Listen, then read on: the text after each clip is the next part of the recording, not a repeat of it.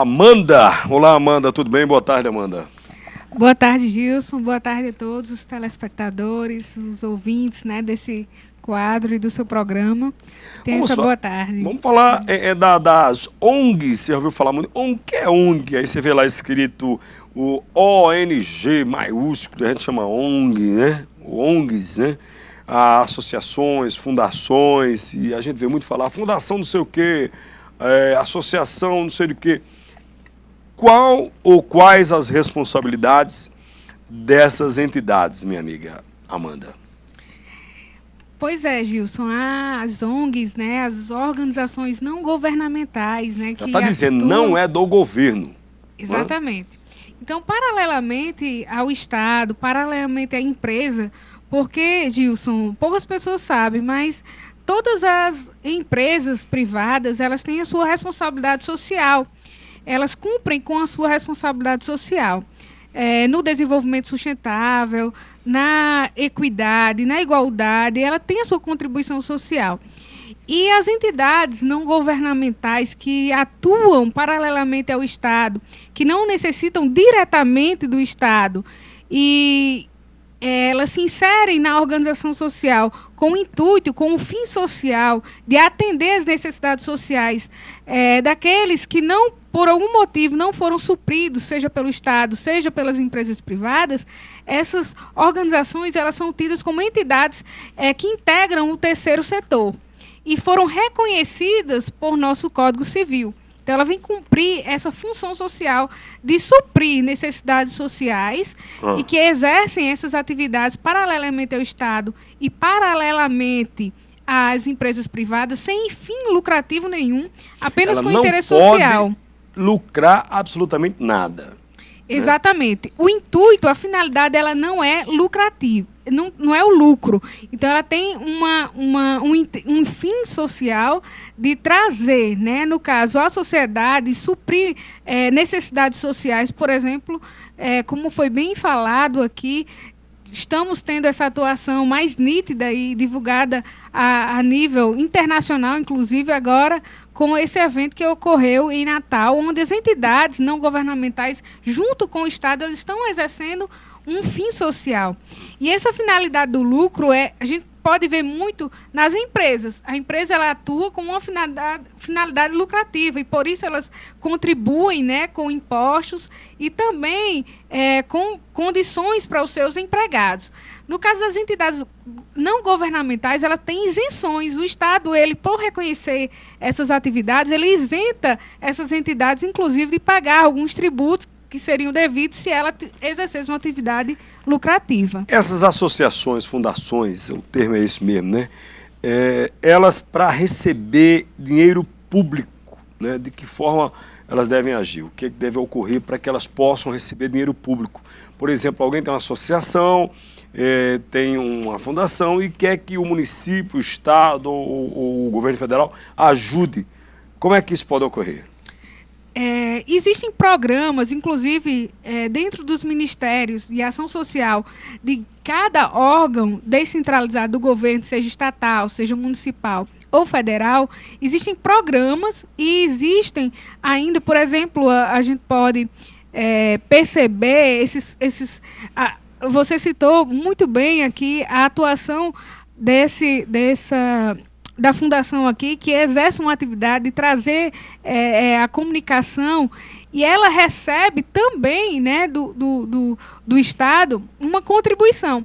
Então, existem programas, existem, inclusive, leis que definem, principalmente anualmente, a lei orçamentária anual, ela define com que o Estado ele vai digamos assim, gastar o dinheiro público, com que as despesas do Estado. Então, tudo é incluído, existe uma lei orçamentária anual, um plano anual, onde já se define um percentual a ser gasto, né, com essas entidades. Por exemplo, a Petrobras, que é um órgão ligado, é um órgão estatal, e ele tem parte da sua renda destinada às entidades sociais, a contribuir na questão cultural. Várias vezes a gente vê algumas alguns eventos culturais sendo financiados pelo Estado através desses órgãos. No caso, a Petrobras, ela financia também alguns incentivos, né? A gente vê muito incentivo da Petrobras e outros órgãos também, como universidades, né? Como as entidades, no caso, ligadas ao município, que são ligadas a instituições e ações sociais também, tem um ministério para isso, tem uma secretaria para isso, recebem esses incentivos, tanto quanto a questão da isenção de impostos, que as entidades não governamentais elas são isentas de pagar impostos, e também com incentivos, no caso financeiro, né? Recebe para a realização das suas atividades fins, não com intuito lucrativo, mas apenas para a realização dessas atividades. As empresas privadas que desenvolvem alguma atividade relacionada a colaborar com fundações, com associações, elas têm algum abatimento nos impostos, alguma lucratividade com isso, algum retorno? Com certeza. Inclusive, anualmente, tanto a pessoa física quanto a pessoa jurídica, que ela declara o seu imposto de renda, ela pode colocar como despesas essas ajudas e contribuições sociais, o que vai abater, no caso, do recolhimento do seu imposto.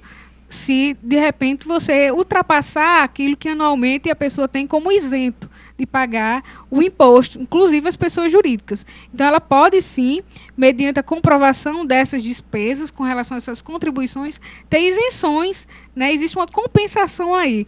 Então, de certa forma, aquilo que iria ser revertido para o Estado através do imposto é revertido através de uma contribuição direta da empresa. E a empresa, provando isso, ela vai ter em contrapartida do Estado uma isenção ou uma diminuição na questão do imposto como contrapartida. Porque, efetivamente, aquela empresa cumpriu a sua responsabilidade social. Andressa, essas associações de bairros simples, né? Andressa, me confundi, desculpa, Amanda, eu tenho duas pessoas que fazem comigo aqui, mulheres que fazem um quadro, Andressa e Amanda, eu confundo às vezes, todas no ar, né, também, né? Amanda, essas pessoas que têm associações nos bairros, né, associações de bairros, de mães, de idosos, essas associações, elas podem ser regularizadas ao ponto de receber ajudas, verbas governamentais? E de que forma elas podem ser regularizadas? Exatamente. Então, nossa legislação, ela define critérios, requisitos mínimos que essas entidades elas possam se encaixar, digamos, nesses requisitos para receber do Estado. É claro que muitas delas, por desconhecer, por não ter talvez uma assessoria jurídica, e por isso é importante esse quadro, e parabenizo desde já, né, todo incentivo com relação a essa atividade que não está ligada diretamente ao fim lucrativo, mas é sociedade viável, se organizando, né? A sociedade se organizada em relação a uma finalidade que é atender a sociedade. Por quê?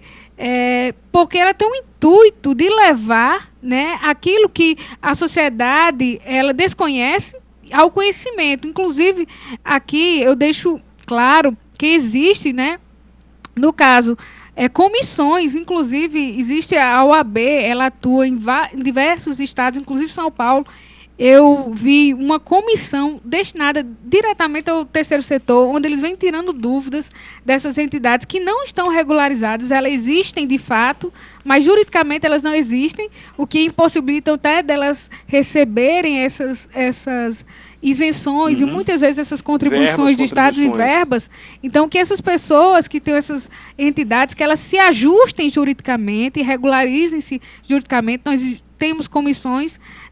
A OAB Mossoró, ela não dispõe de uma comissão direta para isso, mas existem outras comissões que, associadas, podem dar esse suporte. A própria Câmara Municipal pode tornar ela de utilidade pública, não é isso? Exatamente, a Câmara Municipal. Você procura um vereador aí, um vereador conhecido, vai à Câmara Municipal, pede assessoria jurídica para se fazer como é que chama? Um projeto, um trabalho todo, um estatuto, e aí você entra pedindo que a sua entidade, a sua associação seja reconhecida publicamente. Exatamente. De utilidade pública. Que ela venha nascer juridicamente, para que ela tenha esses requisitos necessários para ela se encaixar e se enquadrar. Por exemplo, Gilson, nós temos o Tribunal de Justiça que atua em alguns casos com as entidades também, digamos assim, não governamentais. Por exemplo, as penas, as multas, as condenações judiciais, elas são revertidas para o social. Como? Através desse enquadramento. Então, as entidades se associam, se afiliam, se inscrevem, e a partir do momento que existem condenações em pecúnia, em dinheiro, são revertidas para essas entidades. Assim também como trabalhos. Muitas pessoas são condenadas a prestar serviços a comunidades e prestam serviços justamente nessas entidades, que precisam muitas vezes de mão de obra e não dispõem de uma, digamos assim, de valor econômico para ter alguém que trabalhe, que tenha sua carteira assinada. Então, normalmente, essas entidades se inscrevem e acolhem essas pessoas. Então, é interessante essas entidades por isso, porque elas atuam paralelamente ao Estado, junto com o Estado, com essa utilidade pública. Ok, então, Amanda, obrigado pela sua participação aqui no programa. Na próxima terça-feira, a Amanda vai estar aqui. Está aqui os contatos da Amanda, todos na tela. Para você que quer mandar um recado para a Amanda, quer sugerir uma pauta no programa, pode ficar à vontade, né, Amanda? Exatamente, estamos à disposição do programa e de todos aqueles que assistem, a população de forma que ela venha sempre a se conscientizar, né, de buscar os seus interesses, seja juridicamente, seja dentro da sociedade, economicamente, politicamente. Então, a gente está aqui para trazer conhecimento. Ok, Amanda, vamos